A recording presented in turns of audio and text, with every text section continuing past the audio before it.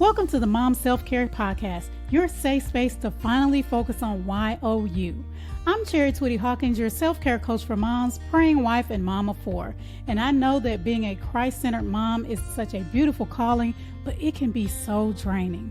That's why it's important to make sure you are filling your own cup.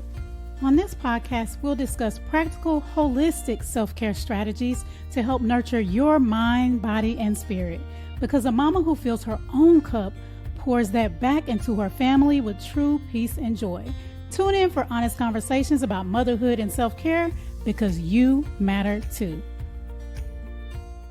Blessings, mamas, and welcome to the Mom Self-Care Podcast. I'm Twitty-Hawkins, your host and self-care coach for moms. And in my last episode, I talked about why it feels safer as moms to be needed than to be loved. And that's because we're used to being needed and serving others. But today I'd like to talk about what it feels like, or what it would feel like for you to truly embrace feeling love from others and from yourself. So ask yourself, what would change in your life if you truly believe you were worthy of love? What would change? What would you start saying yes to? What would you start saying no to? How would things look differently in your life? And as I like to encourage you guys, get yourself a pen and write it down. Write down what your life would look like differently if you believe that you were truly worthy of love and you were being shown it and embracing it every day.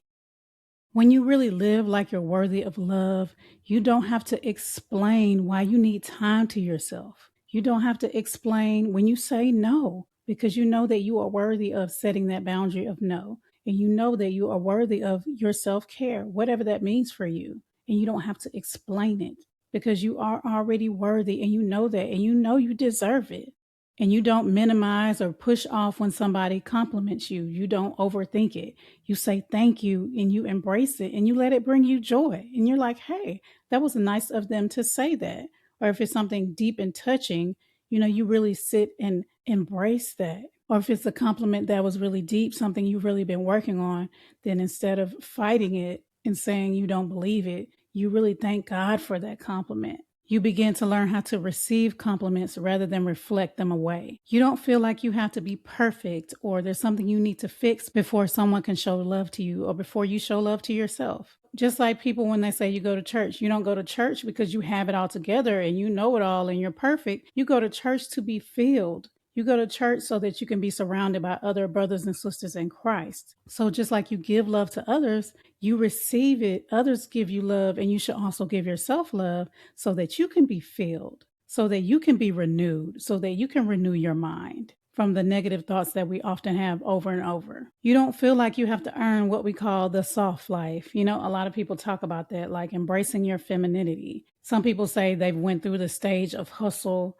but you don't have to necessarily go through that stage. You can embrace right now that, hey, I deserve a soft life. I deserve to take care of me too. I deserve not to be strong all the time. And a big one that moms struggle with mom guilt, including myself. I did this before when I was out enjoying one of my mommications and I started to feel mom guilt and missing my kids and all of these things. Oh, y'all know that feeling when that mom guilt just hits you. But I had to remember, I'm worthy of this. I'm worthy of this. So I'm going to be intentional about being present and enjoying all of this wonderful time to myself that I have right now. Because when I go back, God willing, the kiddos will be there. The craziness will be there. But I will be more happy and more healthy. So you will do the same. You will be able to say, hey, even though I feel this mom guilt, I'm going to be intentional about choosing to be present and enjoying this moment, whatever it is that you're doing in that moment for yourself, instead of going in that cycle of mom guilt and letting it overtake you and you can't think about nothing else and you're just feeling bad.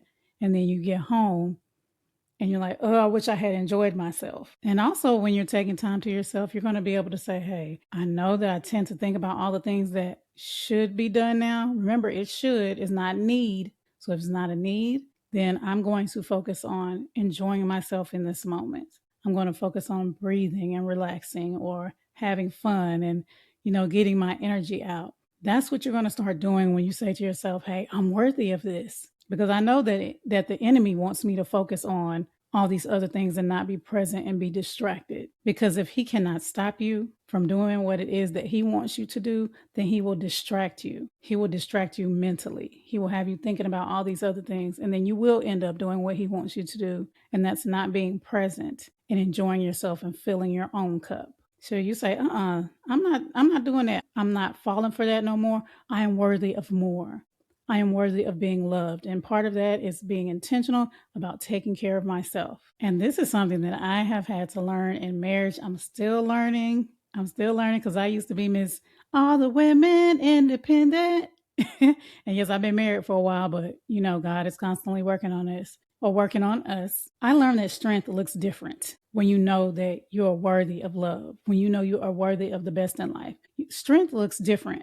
Before, to me, strength was more performative. Like I had to do all the things and I was strong, or I had to look like I had it all together all the time. That was strength to me.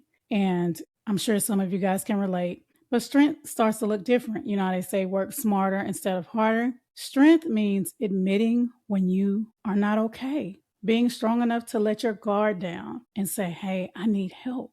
It's accepting help. That is strength, knowing that, hey, I need to take care of myself or I'm going to run myself into the ground. That's strength. Vulnerability is strength, saying that I'm not going to hold it all together all the time, which you can't anyway. But stop trying to. You're like, hey, I'm human. God created, for me, it's my wonderful husband, or for you, your community, your friends, maybe sometimes your children. God created all these people for us to support us. And that's part of strength as well, accepting that support instead of pushing it off and living from your ego and saying, oh, I'm good. I got it. I don't need help. Strength is being vulnerable and being open to that help. And when you start doing that, it's going to bless your life. I am so much less stressed and overwhelmed now that I am open to people showing me love by saying, hey, I'm going to help you with this. By accepting compliments, it will bless your life. I'm telling you. Strength is admitting when you're tired, because we all get tired sometimes. We're all human. So whatever belief you had that said when you get tired, you need to just push through no matter what, even if it means sacrificing your sanity and your physical health. You don't do that anymore when you know that you are worthy of love and care. And you learn to say no and set healthy boundaries and stick to them. That is true strength. And it requires consistency, because you may tell your child, no, mommy's working right now. I've been through this. I still have to remind them sometimes. I'm working.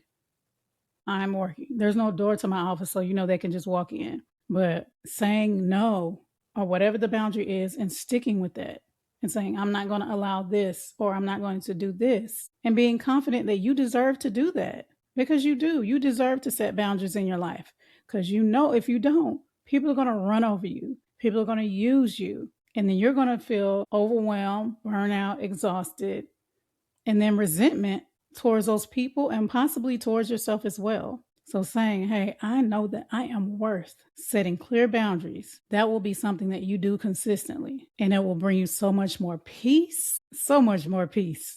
I'm telling you, it may be something you're like, hey, I have to be intentional about it. But when you are, the peace that you will receive will be amazing.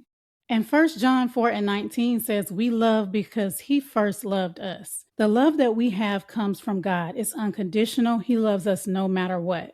And we can give that same love to others, for example, of course, our children. But it's important that you remember to give that same love to yourself. And you also allow others to give that love to you, that no matter what you have done, no matter who you are in this moment, because we are all a work in progress, know that you deserve unconditional love too. So are you willing to live like it's true? If you're ready to start embracing love and standing in your worth as a woman of God, I'd like to invite you to my class for February, Learning to Receive Love, and I'll be guiding you through how to recognize those negative thought patterns that have you feeling like you don't deserve love, you don't need help, you got it all together, but in reality, you know that you're about to fall apart. If you haven't already, hey, I've been there. God has had to put me back together. But If you are ready to overcome those thoughts, I'm going to help you shift that mindset and really create a strategy to help you on a day-to-day basis embrace love in your life. Because when you know that you're worthy of love and you start to embrace it, you can let go of all the stress that you've been holding in your mind and in your body and truly embrace freedom and truly embrace peace, the peace of God that no man can give and no man can take away. So if you know this is you, check out the link in the comments and come and join us. I love to see your beautiful face in the room. Well, I hope this episode helped you see what is possible when you truly say to yourself, I am worthy of love. I am worthy of the love that God so freely already gives to me. It's just up to me to be intentional about embracing it. If this episode blessed you, share with the mama you love, leave a review, and subscribe if you haven't. Until next time, know you are worthy of the most amazing love in life. Take care. God bless. Thanks so much for joining me for the Mom Self-Care Podcast. I hope you feel inspired to make yourself a priority too. If you enjoyed this episode, don't forget to subscribe so you don't miss a thing. Share this podcast with another mama you love and leave a review. Also, feel free to let me know what you would like to hear about in future episodes by visiting me on Instagram at CIC Inspire Me. Until next time, take some time to take care of YOU because you matter too.